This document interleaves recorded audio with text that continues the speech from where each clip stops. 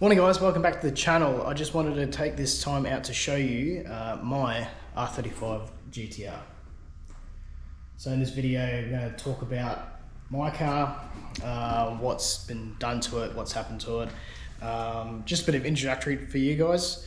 Took this out to Byron Bay a couple of weekends ago for a Thunderbolt Run event. I was the rear chase car and got pretty damn dirty. So I'm going to be giving the car a bit of a wash today. I reckon I'm going to take it off the wheels and actually give them a good clean on the inside instead of just using a bit of wheelie clean and a brush and all that. I don't know if it's going to be raining today, so I think maybe even after I wash the car we might get some rain, but oh well. So yeah, before we get into washing the car, I'm going to take you around the car, just show you a little bit of what's been done to it, how long I've had it, but just a little bit of information about it, things I like about the car, things I don't like about the car, and yeah, let's get into it.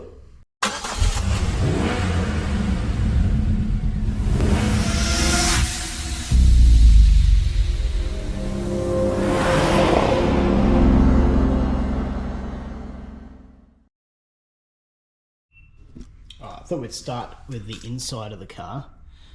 So pretty stock except for a couple of little things that I've done. So I've got this Alcantara wrapped wheel, bit of carbon fibre in it as well. That was from Speed by Design, a place in America. If you're on the GTR forums on Facebook and all that, you've probably heard of them before. They make a whole lot of specialty parts for Nissan Zs and the R35s. I think they're also even making C8 Corvette wheels now too. They make wheels for the Zs and the GTRs as well. Also, I got these extended paddle shifters. They were from Carbonetics, a place in Wetherill Park in Sydney.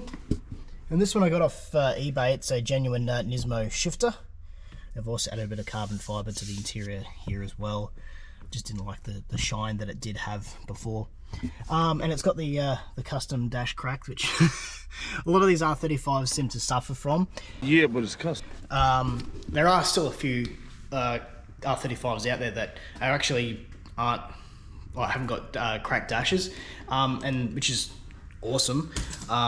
Wish mine was like that. But I've heard that, and correct me if I'm wrong, comment below if I'm wrong, I've heard that when they came over to Australia, they just couldn't sort of handle the heat of Australian weather and conditions and all that. That's why they cause them to crack. I don't know if I can actually get mine like at a good faith replaced by Nissan. I'm probably not going to get down that route, I know, because you just get a stock standard replacement anyway, which will probably eventually crack. So the plan is down the road, I want to get the whole dash ripped out, because it's even happening over here, and you can even see spots like even up on top there. I think more on the other side, where it's cracked as well. But actually getting the whole thing ripped out, and where the stuff is prone to cracking, actually getting that replaced with like an Alcantara. But doubling with that, because I like to over-engineer things, getting the windshield PPF wrapped, but also with something that's actually UV protected. It does exist. But I think I'll get the windshield replaced then, because it's got a few stone chips in it from previous Thunderbolt Run events. This car's driven. It's I picked it up with like 59,000 Ks on it back in 2021. Yeah, it was just before my daughter was born. So I've had it for a few years now. Yeah, 59,000 Ks it had on it when I picked it up, and it's got how much has it got now? 91,000. So I've done a few Ks on it now, and it's going to keep beeping at me. Shush. It's and interesting, when I bought it, I was like, oh, you know, I don't want to put Ks on it, but and I was like, it's a car, dude, drive it. And I think that's probably how you get your best bang for your buck out of these cars, is actually if you drive it and enjoy it. And yeah, I've racked up a few Ks on it, but the Ks that I've done on it have been on car events, things that actually, you know, were a lot of fun. So I've done a few Thunderbolt Run events. I'll put a link to the Thunderbolt Run website in the description below. Go check it out. It's an amazing event. They do little weekend events. I'm just going to pop the bonnet here. They do little weekend events, and like one big one usually in the middle of the year. Kind of in the middle of the year. They're actually doing one in August. Sorry, don't mind me, I'm just grabbing the keys. Yeah, doing one in August, and that's like I think it's an 8-day event. And starting in, sorry, I'm just putting up bonnet now, just so I can show you what's going on here. Yeah, this time it starts in the Gold Coast. We're doing like a loop through New South Wales and finishing at the Gold Coast, having a track day and a whole bunch of other shenanigans in between, so that should be pretty fun. But I'll be taking this car because I'm one of the photographers for the event. So I come along and do my photography. I'll take the GTR because why not? And have a bit of fun. Alright, so yep, the 3.8 litre twin turbo V6, tile, blow off valves, AAM charge pipes. I've got the Alpha carbon fibre intakes that lead down into there with the cone sort of shaped air filter. I had the bumper off this a little while ago and was able to give them a good clean. I was doing a front bumper reinforcement kit. I'll show you a little bit of that later. I'll put some snippets in about what I was doing with that. It just holds the aftermarket lip a bit more rigid and a bit more close to the actual bumper itself. And there's a couple of struts that I actually replaced inside there while everything was off. Oil separator, so this one actually plumbs back into the sump. It's a blow-by, or it's a catch can, again from Alpha. I quite like the Alpha stuff. I think they bring out some really good products. Again, well, not sponsored by Alpha, but that's just the stuff I use. This is one thing I absolutely hated about the R35 was the standard expansion tank, that gaudy yellow thing that they had there. So I got rid of that pretty quick smart because it did not look nice in the engine bay, and yeah, replaced it with the Alpha one. What else? Now it's on flex fuel, so 385 98. That's what it's tuned for. It used to be tuned on cob. I had some major issues with the old tune, and when it was on cob, so I ended up having to go completely from scratch. Took it to East Coast Customs out of was it Virginia, I think it is, and they completely retuned on ECU tech now, and pumps out about 467 kilowatts at the wheels on E85 and about 400 or so on 98, and about 750 newton meters of torque on E85. Unsure what it is on 98, but I'll get back to you on that. But yeah, I had to get it completely retuned. It needed a speed density kit. East Coast Customs concurred with that it needed a speed density kit because it's the way the blow-off valves work on this car, allowing the tune to actually work. Because before it would stall. If I come to an abrupt stop, it would actually stall on me, and which was really infuriating. And it was getting like boost cut. When it was trying to make boost, it would cut, and it would feel like the whole car was just. It was almost like it was like a really invasive traction control that was kicking in on the car. But it wasn't. It was actually just the boost cut. So, but that's all fixed now with ECU tech and the tune that East Coast Customs did for me. Very happy with that, and the car runs really, really good now. It's a lot more linear in its power delivery instead of just being a sort of a high spike. Engine-wise, that's pretty much it. It's got AMS downpipes as well, the larger size. We can really hear that turbo whistle. A custom-made 3.5-inch system from Kaluan Mufflers here on the sunny coast. It's got a bimodal sort of system, so it's got a butterfly system at the back of the car. Unfortunately, though, I've got to take it back in because right now it's on quiet mode, in a sense that only this one's open, this one's closed. Don't mind the dust and all that shit. That's because it's closed. The butterfly is actually closed off at the moment. So when a lot of dust got kicked up, it just sort of stayed in there, in sort of a vortex kind of style thing. It's just this one's open at the moment, so it's got some volume to it, but it's just not as loud and crisp as it usually is. And I've got like a little remote, and I can hear it engaging with the module that's inside the car, but it's not actually talking to the baffle or the butterfly in it. So I've got to get that looked at because it's just occasionally I like to have it on the loud setting. If I do a track day, you want to have that extra volume and all that. I don't know about you guys. I'm a real stickler when it comes to warming this car up. I like to let the transmission get up to at least 30 degrees before I start driving. By then the revs have dropped. I know there's a lot of talk about how, oh, you don't need to let it warm up, they're a modern car, blah, blah, blah, blah, blah, sort of thing. But it's just, I have a lot of, and Andy said it, and I totally agree with that, with the saying, is mechanical sympathy. I have a lot of mechanical sympathy for this car. So when I start it up in the morning, or when I take it for a drive and it's like a cold start, I let that temperature raise a little bit, and usually then the revs drop, and then I drive off. And I drive off just nice and casually, just gently on the car, you know, because I really don't want that transmission, which is at the back here. For all those who don't know, it's a transaxle. So the transmission and the diff are all amalgamated into the one at the back. Makes for really good weight distribution on the car. I don't want that breaking. If I'm going to replace that, it's going to be at least, I think, around maybe 20 grand. That's just for the transmission. That's not for taking out the existing transmission and putting in the new one and getting it all tuned up, because it actually has its own TCM, its own, like the engine has its ECU, the transmission has its own brain as well. Like a lot of cars, it's not really something specific to the R35, but it's something that needs to be remembered. Back onto tuning the car as well. So I had a set of beautiful diamond black Ultra M spec TE37s. Yes, everyone puts nearly everyone puts TE37s on their GTRs. Ugh, that's a tongue twister. And it's a common thing. But why is it a common thing? Because they look so damn good on the car. They look amazing. The TE37s they're just that type of wheel that's got that cult following, that history behind them, that people just love the wheels, and they look amazing on R35s. You match them with the right tire profile. You know, I think you can run 315s to 325s, 345s, 355s on the back, and it's just flush with the guard. I had a set of those. I was waiting on tires to come in. I wanted to get some Michelin PS4s, but I was open to other brands as well. And that's when I was like, nah, this car, we kept going back to the old shop to get fixed up, the tune fixed up, and it just wasn't getting fixed. And then I started getting the boost cuts, as I mentioned before, and it was getting worse and worse and worse. I'm not going to mention the shop. Those who know.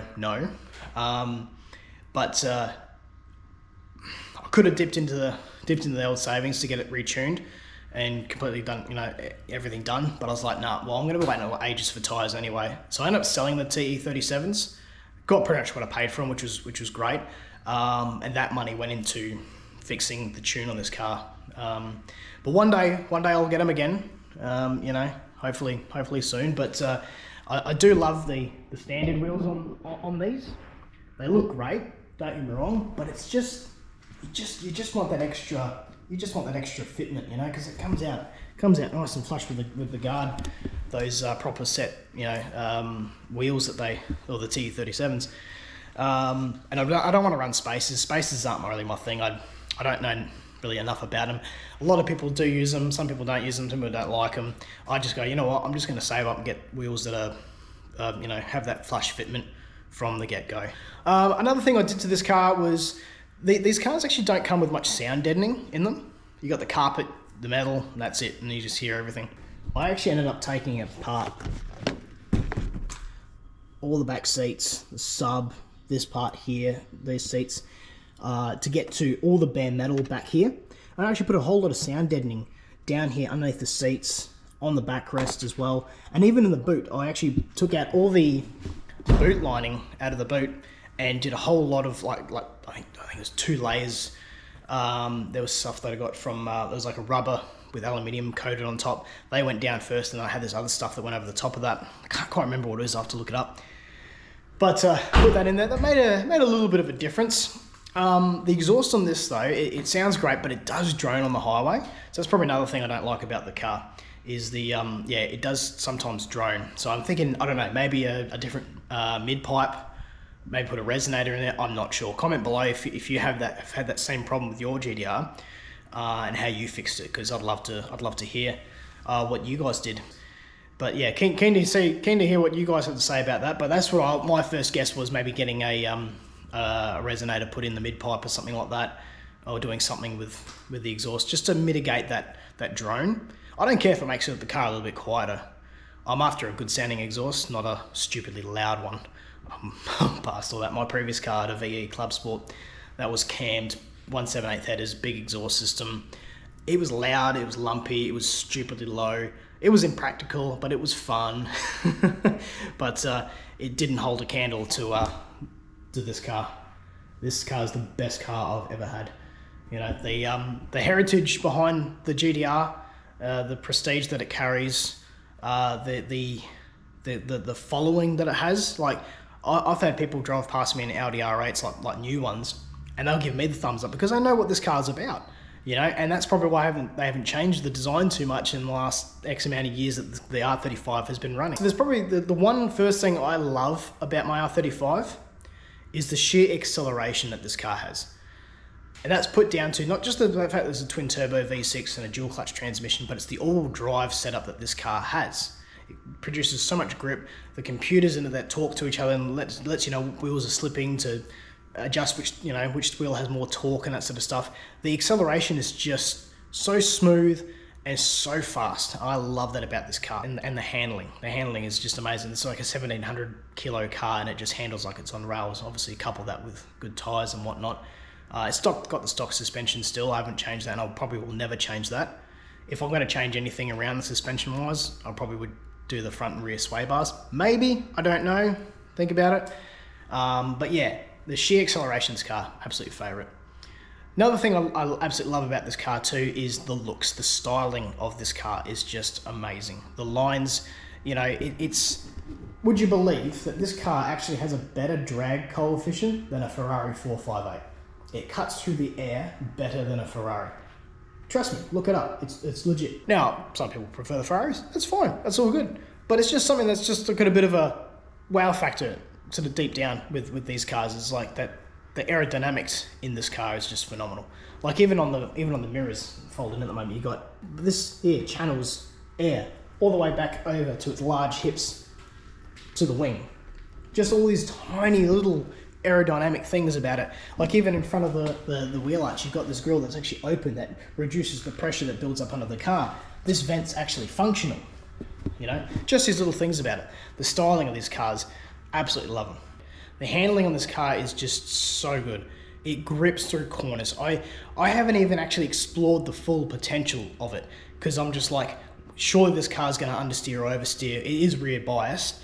You know, surely it's going to step out a little bit here. Now, like all cars, they all can do that. They all can have their hiccups. But I find that this is a very hard car to crash, I reckon. You know, the handling in this is amazing. I have the Michelin PS4s in it at the moment, 255, 285, front and rear respectively.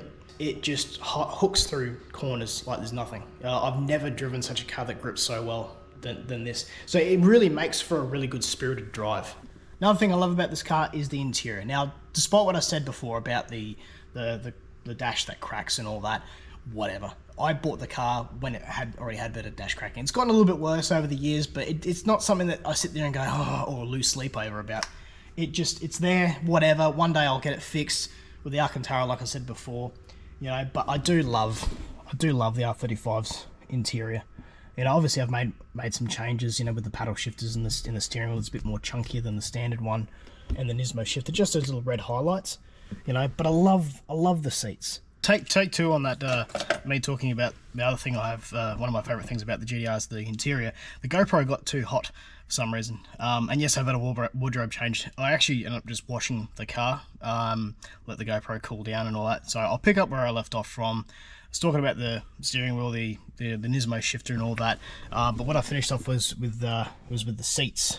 Now, my mate Trent's got an 09 GTR as well, Australian delivered, and obviously you've got the same seats, and he's got a 6-point harness set up in his GTR. His has got baby Ks on it. It's got like I think 30,000. It's an 09 model. Obviously a lot less than this one here as well, but yeah. So the interior, one of my favorite things about the car, like the was it like Gran Turismo? I think it was the the design for the heads-up display. Not the heads-up display, the infotainment system. A lot of people go for that T-Rex and like big Tesla panel thing that goes across here. I'm personally not a fan of it. I get the advantages of it. I understand that. I just like this a lot better. I like the OEM style. That's just a personal preference. You know, I can do without Apple and Android CarPlay and all that sort of stuff. You know, I can get little screens that like sit down in this area here that actually plug into the cigarette lighter port to power them and all that, and I can get that. So that's probably something I'll look at in the future, especially on the Thunderbolt runs when I need the maps for the route and all that. Now, obviously, it is technically a 4-seater car. I have had people in the back. I've had my mum. She's sat in the back. My wife has sat in the back. They're not the biggest fan of it, and I understand that because it is quite a cramped situation at the rear.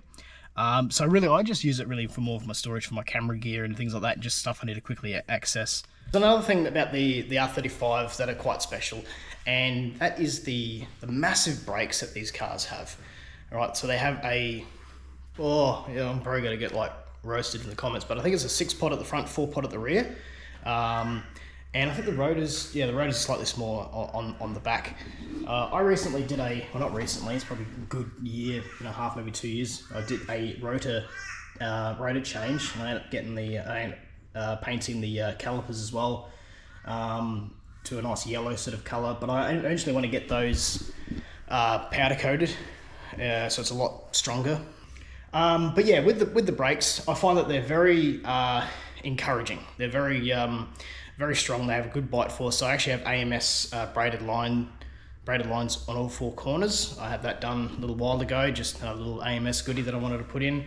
Endless pads at the front, Brembos at the rear, and they're actually DBA rotors all around.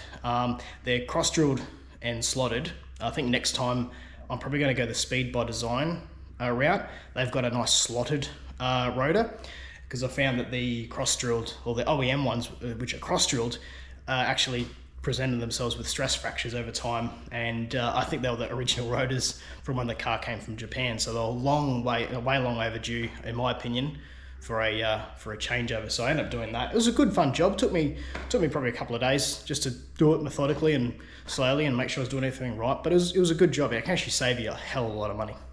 Yeah, I think I actually spent like maybe 2.5 on all the parts, like rotors and pads and all that, and any other gear that I needed. The hats, because they're a twin-piece rotor, so the hats are standard. So I reused them, but I just gave them a bit of a lick of paint just to make them look a little bit better. But yeah, the brakes fantastic in this car, and I actually don't get the squeal. A lot of people complain about the Brembos and that they squeal, and you're rolling through a shopping centre, undercover car park, and all you can hear is squealing over everything. I've never had that problem. And the thing is, I've run different pads. I've run Brembos, I've run whatever was on the standard, or what was on when it came with the car, and the endless pads. And the endless pads are actually really good. I'm going to get those, keep getting those, because they seem really good. I was going to go for a drive. I did go for a quick drive after washing the car, just to get any extra water that was maybe hiding in other places out. One thing to note I found with this car, or any car really, is when I use Wheelie Clean, great stuff, it really cleans up the wheels nicely. I found that if you use it, wash the car, and then you just put the car away, shut shop for the night, and the next morning you go to drive it, you're going to find that the Wheelie Clean is actually fused to the between the pad and the rotor. And when the car's cold and you're trying to drive this thing out, it's getting stuck, so you actually have to give it some to break free. And I don't know about you, that's the last thing I want to do, especially this car with the transmission, is jolting it out of the driveway. So after giving it a wash, take it for a drive, do a couple of hard brakes, just clean up the face of the rotor. That's probably common knowledge. Tell me in the comments below. That's probably common knowledge, but it's something that I didn't do a couple of times, and it caught me out. So just word to the wise, take your car for a spin after washing it. I did take it for the drive, but then after washing it, it started spitting a little bit, and I'm like, I brought the camera out with me and everything. I was going to take some photos of it, park up somewhere, take some photos. But it started raining. So I was like, I'll come back up, park the car up. I've done the brakes. The brakes are fine. So I reckon maybe Wednesday, a couple of days from now, from when I'm filming this, take it for a drive and bring you guys along.